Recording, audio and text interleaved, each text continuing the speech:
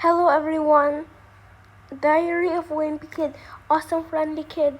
For this, I wrote this book. This is Raleigh's perspective to Diary of Wimpy Kid, and which is another book that I wrote. So let's get into it. Diary of an Awesome Friendly Kid for a Wimpy Kid story, Jeff Kinney. My first entry. Today is my first day at a new school. Sadly, Greg is at his brother's school and I am at a different school. Oh, and by the way, Greg celebrated his birthday a few days ago. My school is called Times High School. New Times High School. I made new friends at school and Dad's happy about that because he thinks I'm not hanging out with Greg anymore. Glad you're not playing with Greg. But I still do hang out with Greg. Play. I just have better social skills and I have more friends now. I heard Greg's parents arguing about what their Christmas vacation is. In this school, the teachers explained all the rules. 1.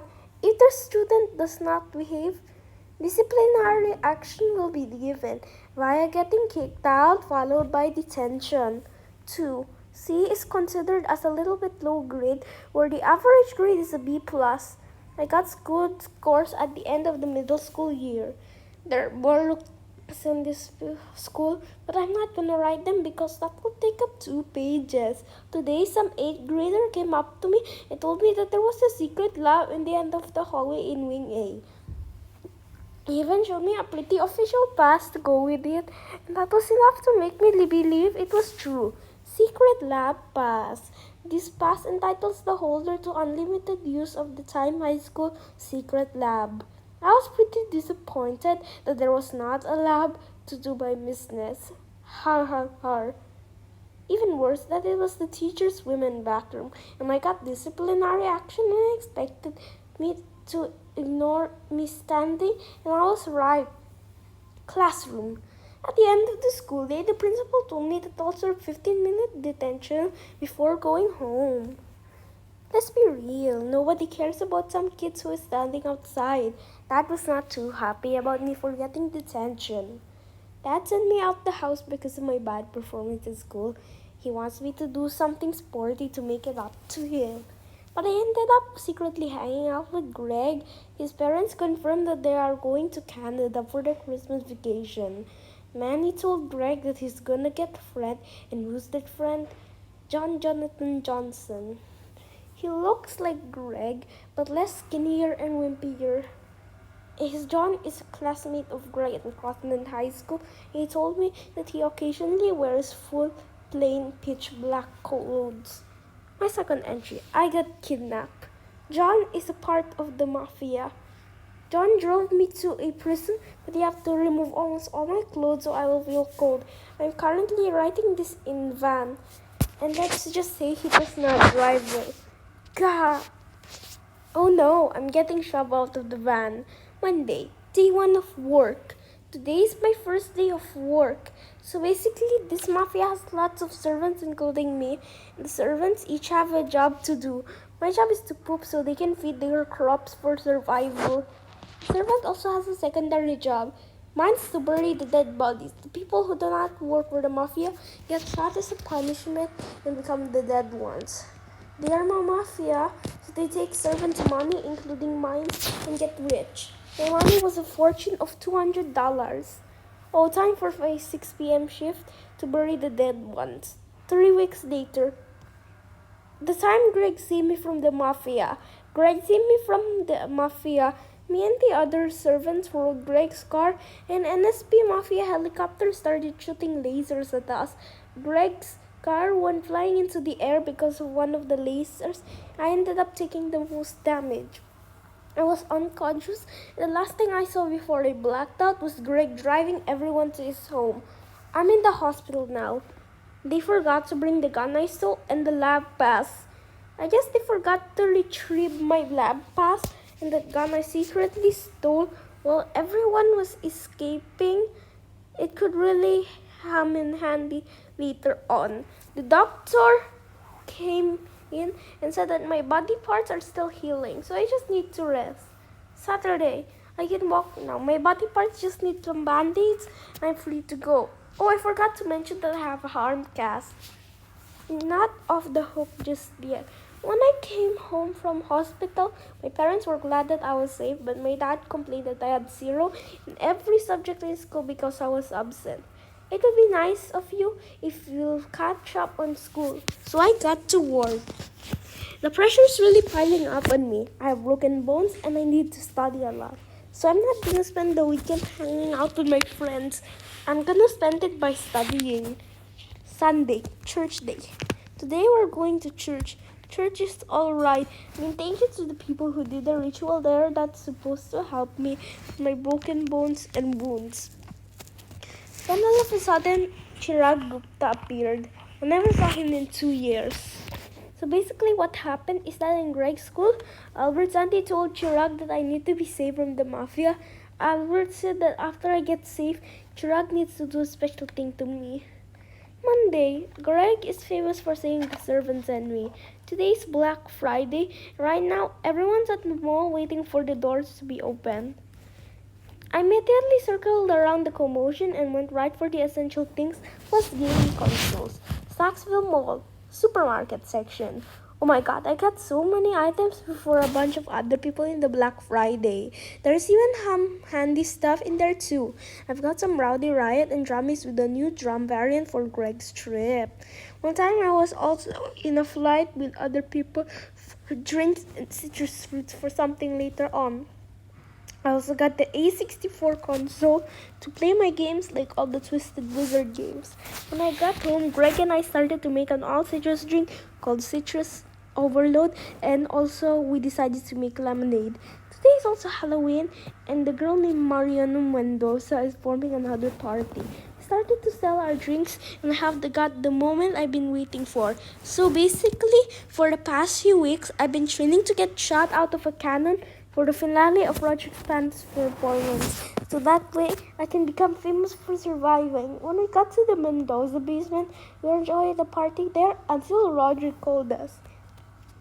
When he got onto the stage and performed, Can You Smell Us Now, one of Roger's greatest songs, and I rocked. At the end of the song, I did my great cannonball stunt. Everybody went wild that I survived that, especially when I'm hurt. I guess the ritual worked because my wounds and broken bones healed after that. I guess I really am awesome. Everybody called me Raleigh the Tough, and the attention turns from loaded diaper to me. I hope Greg is not jealous that I'm famous too, because he can really be like that sometimes. Me and Greg are best friends, but he lies a lot. Example, in one of the journals he had is that he remembers the moments when he was an embryo. But I'm pretty sure his mom told him all the stuff that happened to him when he was in her tummy. The time Greg's mom published Greg's journals. Okay, so after I left Mariana Mendoza's party, a few days have passed and Greg's mom thinks that publishing Greg's journals will make kids laugh. Kids will get a big deal to the series because it's relatable to any child. Greg's mom will publish the journals as Diary of a Wimpy Kid and my journals as the Diary of an Awesome Friendly Kid. Tuesday. Oh no, things are bad. So basically, Greg wrote in his first journal that the truth that I ate the cheese in the basketball court. Now kids are calling me names because they're kids. But other people know that Greg is a cruel friend because of what he wrote in the book. There are 2 times he hurt me really badly. One time when we were at Greg's house for a sleepover, I was kicking a giant pillow across the room. Greg was annoyed of that. He put a barbell under the pillow, and that's how I got a broken foot a few years ago.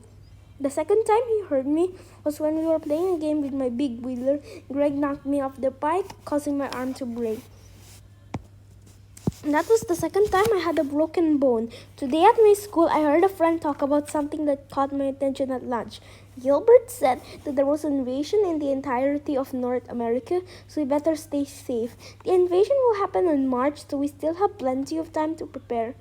I don't know if Greg mentioned this in his journal whatsoever, but our town's name is Plainview, and the town has been preparing for war against whatever evil forces will invade North America, so you better be prepared. Round 2 is beginning. Well, if it isn't Rowley Jefferson, why does Johnson always come to my house? I reacted fast. I ran across the room getting my gun and shot him, but he had deflected the bullet with his shield. I went upstairs again and brought my tennis racket, but when I got it, this happened. I immediately whacked him with the tennis racket and he fell to the floor. While he was unconscious, I buried him deep in the ground so no one would find him for now. Gosh, these battles are so short and so easy. Apparently, Wimpy Kid has over 300 million books sold now. They're so quick, and I guess the Heffley life is so funny that Mrs. Heffley had to make books based on the Heffley's journals. Everyone still likes Dewey Mama though. Today, both of our moms signed me and Greg up for the Rec League's force again, and Greg got bullied by his former teammates, Creevy Gonzalez and other members. The reason he got bullied is because of all the times he hurt me. Now he got taste of his own medicine, from orange peels to punches to other things. The coach that we got assigned to was Mr. Mitchell, one of Greg's neighbors, but Greg got some flashbacks when the secondary coach, Mr. Leach, came. Mr. Mitchell did some tests and we got ranked as a high sports rank. I guess Greg and his teammates improved sports. I also improved sports because of my tutor in phys ed. I mean, we got a high rank in sports, not like Greg a few years ago when we got free alpha mite. No. This time we went to Mitchell Pickett's shop. Mitchell Pickett's snow store has just opened again, and we are the first ones to enter. Snowball molds, icicles, snowball launchers, sloppy specials. We figured out that if we got a head start on all the ammunition Mitchell has, we would be the ones at war with the Lower Surrey Street kids again, but we would be the ones who wins this time. So Greg got out loads of money and made Mitchell have a killing while we got ammunition. We also decided to get sports gear Mr. Leach gave us in case we will practice hockey. The reason we got the gear is because Lower Surrey Streets also have sport gear. I made sure to put extra hot water in the hot chocolate this time. We got to work building our wall on the highest point in the hill possible and got our ammunition ready.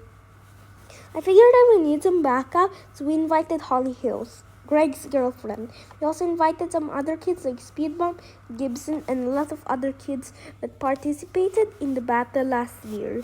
We also invited new kids to our hill, New World District kids too. Our army is much bigger than Lower Surrey Street kids. While the Lower Surrey Street kids came, they knew what to do. We were throwing the sports gear at us, but we got a head start because we saw them a kilometer away. Blah blah blah blah blah blah blah blah. I mean, there were so many kids on our side that the lower S kids wouldn't stand a chance. There are even more kids than what I drew. A few hours later, lower S kids have gotten in bigger numbers.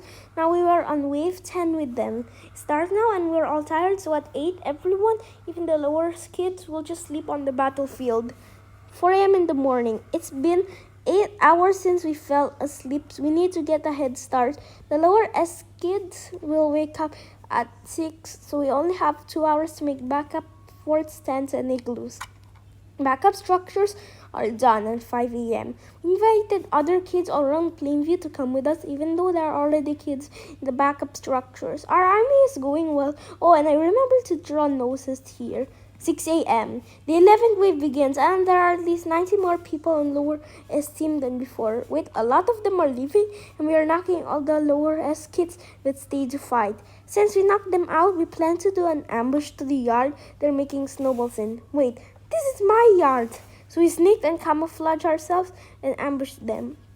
But they were already at their first defense wall and destroyed it. The kids are still in there, but we need more backup. So we called the obscure kids like Emilio, Mariana, Safety Patrol Girls, Tyson Sanders, Christopher Brownfield, Flatty Farrell, Alex Aruda, and kids from the Rec League Sports to fight. So we had them ambush lower street kids and join our squad.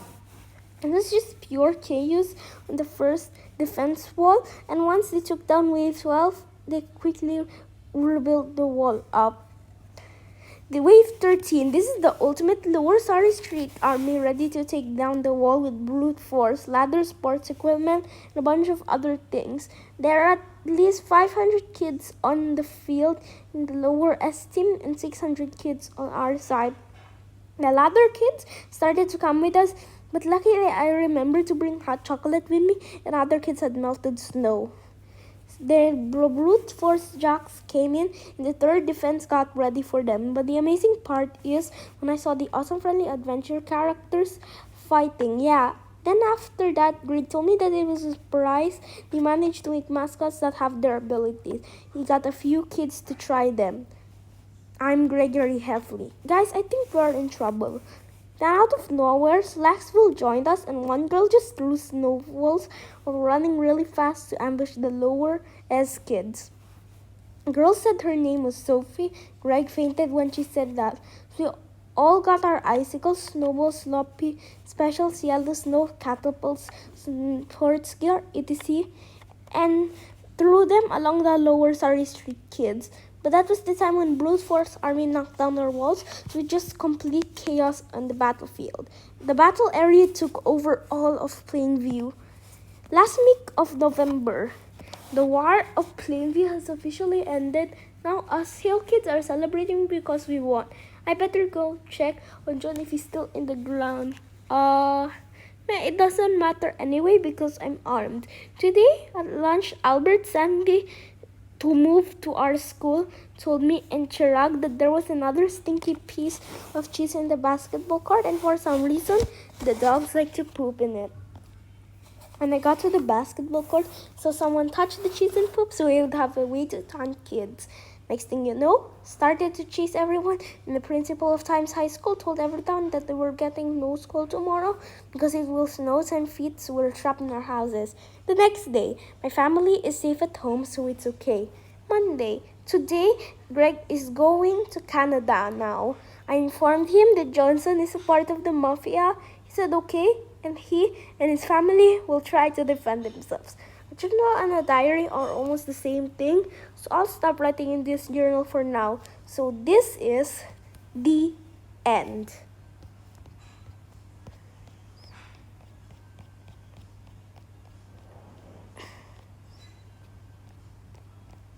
So this is Rowley's perspective to Diary of a Wimpy Kid end.